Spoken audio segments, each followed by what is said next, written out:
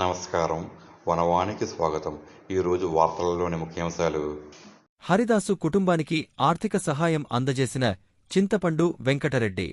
కాకినాడ జిల్లా పెదపుడి మండలం గొల్లల మామిడాడ గ్రామానికి చెందిన ద్వారంపూడి అమ్మిరెడ్డి చారిటబుల్ ట్రస్ట్ అధినేత ద్వారంపూడి వెంకటరెడ్డి చింతపండు ధనుర్మాసంలో గొల్లలమామిడాడ గ్రామానికి హరిదాసుగా సేవలందిస్తూ వెన్నుపూసగాయంతో శస్త్రచికిత్స అనంతరం మంచానికి పరిమితమై కష్టాల్లో ఉన్న తాళ్లూరి సూరిబాబు దాసు కుటుంబాన్ని ద్వారంపూడి వెంకటరెడ్డి చింతపండు పశ్చిమగోదావరి జిల్లా ద్వారకా తిరుమల వారి స్వగ్రాహానికి వెళ్లి పరామర్శించి ఆర్థిక సహాయాన్ని అందజేశారు.